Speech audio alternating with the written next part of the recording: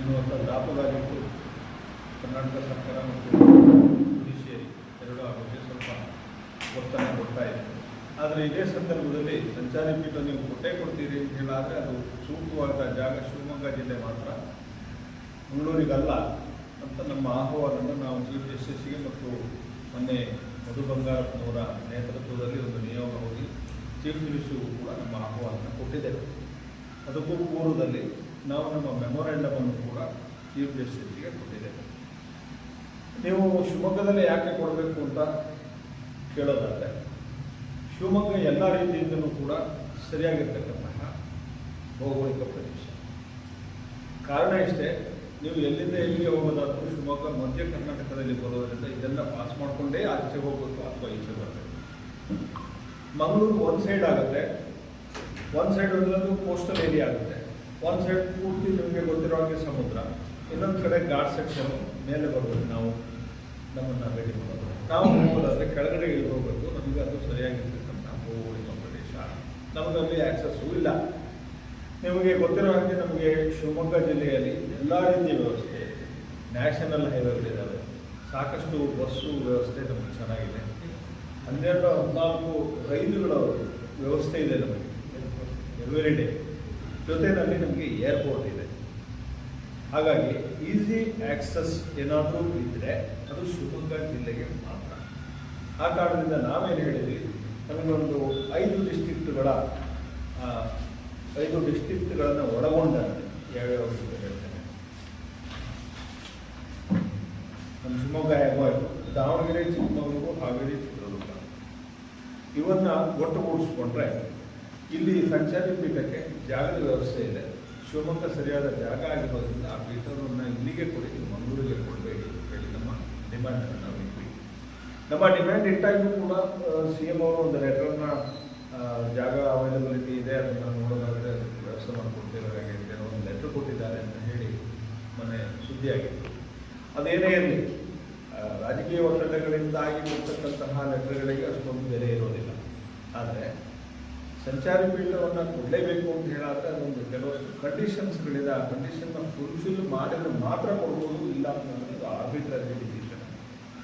ಯಾವುದು ಆ ಡಿಸಿಷನ್ ಯಾವ ರೀತಿ ತಗೋಬೇಕು, ಯಾವ ಕಂಡೀಷನ್ಸ್ ಇದೆ ಅಂತ ಹೇಳಿದ್ರೆ, ಹಿಂದೆ ಜಸ್ವಂತ್ ಸಿಂಗ್ ಆಯೋಗದಲ್ಲಿ ಅವರು ಒಂದು ನಿರ್ದಿಷ್ಟವಾದ ರೂಪುರೇಷೆಗಳನ್ನು ಕೊಟ್ಟಿದ್ದಾರೆ. ಸಂಚಾರಿ ಪೀಠ ಕೊಡೋದಾದರೆ ಯಾವ ಕಂಡೀಷನ್ಸ್ಗಳು ಇರಬೇಕು ಅನ್ನೋದ್ರ ಬಗ್ಗೆ ಅದನ್ನು ನಾನು ನಿಮಗೆ ಹೇಳಿದೆ.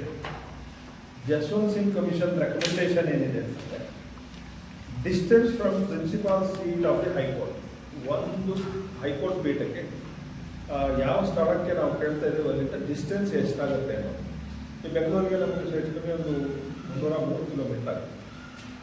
Volume of litigation arising from the reason. ಈ ಒಂದು ಶಿವಮೊಗ್ಗಕ್ಕೆ ಸಂಚಾರಿ ಪೀಠ ಕೊಟ್ಟರೆ ಇಲ್ಲಿ ಇರ್ತಕ್ಕಂಥ ಡಿಸ್ಟ್ರಿಕ್ಟ್ಗಳ ಸಮುದಾಯದಲ್ಲಿ ಒಟ್ಟು ವ್ಯಾಜ್ಯಗಳ ಸಂಖ್ಯೆ ಎಷ್ಟು ಬೀಳುತ್ತೆ ಹೈಕೋರ್ಟಿಗೆ, ಅದರ ಮೇಲೆ ಕನ್ಸಿಡರ್ ಮಾಡಿ. Geographical, economic and administrative considerations. ಭೌಗೋಳಿಕ ಪ್ರದೇಶ ಇದು ಮಧ್ಯ ಕರ್ನಾಟಕದಲ್ಲಿ ಬರೋದ್ರಿಂದ ಬೇರೆ ಎಲ್ಲ ಜಿಲ್ಲೆಗಳಿಗೂ ಕೂಡ ಸಂಪರ್ಕವನ್ನು ಈಸಿಯಾಗಿ ಸಾಧಿಸಬಹುದಾಗಿರ್ತಕ್ಕಂಥ ಜಾಗ ಆಗಿದೆ. ಮಂಗಳೂರು ಒಂದು ಸೈಡ್ ಆಗಿದೆ, ಕೋಸ್ಟಲ್ ಬೆಲ್ಟ್ ಆಗಿದೆ, ಭೌಗೋಳಿಕವಾಗಿ ಅದು ಸುರಕ್ಷಿತ ಪ್ರದೇಶ ಅಲ್ಲ ಅಂತ ಈಗ ಆಲ್ರೆಡಿ ವರದಿ ಕೂಡ ಬಂದಿದೆ, ವೈಜ್ಞಾನಿಕವಾದ ವರದಿ ಬಂದಿದೆ. ಆದ್ದರಿಂದ ಈ geographical, economic and administrative considerations ಏನಿದೆ ಅದಕ್ಕೆ ಶಿವಮೊಗ್ಗ ಸೂಕ್ತವಾಗಿರ್ತಕ್ಕಂಥ ಜಾಗ ಆಗಿದ್ದರಿಂದ ಇಲ್ಲಿ ಕೊಡಬೇಕು. The need to ensure equitable and convenient access to justice. Litigation ಮಾಡ್ತಾರೆ, ವ್ಯಾಜ್ಯ ಮಾಡ್ತಾರೆ ಜನ, ಅವರಿಗೆ ತಕ್ಷಣದಲ್ಲಿ ಜಸ್ಟಿಸ್ ಸಿಗಬೇಕು.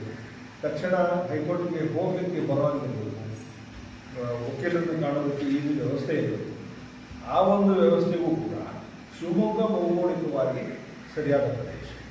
ಈ ಎಲ್ಲ ಕನ್ಸಿಡರೇಷನ್ಸ್ಗಳನ್ನು ಒಳಗೊಂಡಂತೆ ಶಿವಮೊಗ್ಗದಲ್ಲಿ ಸಂಚಾರಿ ಪೀಠ ಕೊಟ್ಟಾಗ ಎಲ್ಲ ಜನರಿಗೆ ಅನುಕೂಲ ಆಗುತ್ತೆ.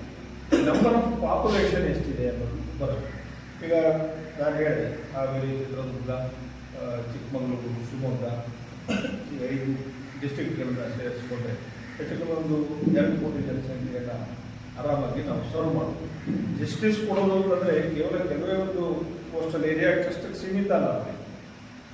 ಇಲ್ಲಿ ಸಮಗ್ರವಾದ ಸಮಷ್ಟಿ ಜನಸಂಖ್ಯೆ ಆ ಮಟ್ಟದಲ್ಲಿ ಇರಬೇಕು. ಹಾಗಿದ್ದಲ್ಲಿ ಮಾತ್ರ ವ್ಯಾಲ್ಯೂನು ಸಹಜವಾಗಿ ಜಾಸ್ತಿಯಾಗಿ ಉದ್ಭವ ಆಗುತ್ತೆ. ಎಲ್ಲರಿಗೂ ಸಿಗಬೇಕು ಜಸ್ಟಿಸು ಅಂತ ಹೇಳಾದರೆ ಶಿವಮೊಗ್ಗದಲ್ಲಿ ಮಾಡಿದರೆ ನೀವು ಸುತ್ತುವರೆದ ಈ ಎಲ್ಲ ಪ್ರದೇಶಗಳನ್ನು ಕವರ್ ಮಾಡಿಕೊಂಡಂತೆ ನೀವು ನ್ಯಾಯವನ್ನು ದಾನ ಮಾಡಲಿಕ್ಕೆ ಸುಲಭ ಆಗುತ್ತೆ. ಆದ್ದರಿಂದ ನಾವು ಭೌಗೋಳಿಕವಾಗಿ ಸರಿಯಾದ ಜಾಗ ಆಗಿರೋದ್ರಿಂದ, ಎಕನಾಮಿಕಲ್ಲೂ ಕೂಡ ಸರಿಯಾದ ಜಾಗ ಆಗಿರೋದ್ರಿಂದ, ಆಮೇಲೆ ನಿಮಗೆ ಅಡ್ಮಿನಿಸ್ಟ್ರೇಟಿವ್ ಇದಂಥ ವ್ಯವಹಾರಗಳಿಗೂ ಕೂಡ ಸುಲಭವಾಗಿ ಸ್ಪಂದಿಸಕ್ಕಂಥ ಜಾಗ ಶಿವಮೊಗ್ಗನೇ. ಯಾಕೆಂದರೆ ಇದು ಎಲ್ಲ ಇಲ್ಲೇ ಮಾಡಿದರೆ ಎಲ್ಲ ಈ 5 ಜಿಲ್ಲೆಗಳಿಗೂ ಹತ್ತಿರ ಆಗ್ತಕ್ಕಂಥ, ಅದಿಲ್ಲದ್ರೆ ನೀವು ಎಷ್ಟು ದೂರ ಟ್ರಾವೆಲ್ ಮಾಡಬೇಕು, 6 ಗಂಟೆ ಉಳಿಬೇಕಾದಂಥ ಸಂದರ್ಭ ಬರ್ತದೆ. ಈಗ ಮಂಗಳೂರಿಗೂ ಕೊಟ್ಟರು ಅಂತ ಇಟ್ಕೊಳ್ಳಿ, ಶಿವಮೊಗ್ಗನ ಮಂಗಳೂರಿಗೆ ಹಾಕಿದ್ರು ಅಂತ ಇಟ್ಕೊಳ್ಳಿ, ನಮಗೆ ಬೇಕಾಗಿರ್ತಕ್ಕಂಥ ವಕೀಲರನ್ನ ಎಲ್ಲಿಂದ ತರೋದು? ನೀವು ಬೆಂಗಳೂರಿಂದ ಮಂಗಳೂರಿಗೆ ಹೋಗೋದಾದ್ರೆ ಫ್ಲೈಟಲ್ಲಿ ಅಥವಾ ಐಷಾರಾಮಿ ಕಾರಲ್ಲಿ ಬುಕ್ ಮಾಡಿಕೊಂಡು 2-3 ದಿವಸ ಅಲ್ಲಿ ಸ್ಟೇ ಮಾಡಿ ಜಸ್ಟಿಸ್ ಸಿಗೋದು ಎಷ್ಟು ಕಷ್ಟ ಆಗುತ್ತೆ. ಲಿಟಿಗೇಷನ್ ವ್ಯಾಜ್ಯ ಕಾಸ್ಟು ಕೂಡ ಜಾಸ್ತಿ ಆಗುತ್ತೆ. ಇದು ಜನ ಸಮುದಾಯಕ್ಕೆ ಅರಿವಾಗಬೇಕಾಗಿದೆ. ವಕೀಲರಿಗಾಗಿ ಸಂಚಾರಿ ಪೀಠ ಕೊಡೋದಿಲ್ಲ, ಜನರಿಗಾಗಿ ಕೊಡ್ತಾರೆ.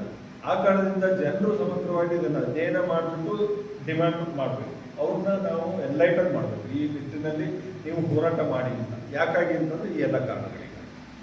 ಇದು ವಕೀಲರಿಗಾಗಿ ಕೊಡ್ತಕ್ಕಂಥದ್ದು ಅಲ್ಲದೆ ಹೋಗಿದ್ದರಿಂದ ನಾವು ಇಲ್ಲಿ ಸಾಗರದ ವಕೀಲ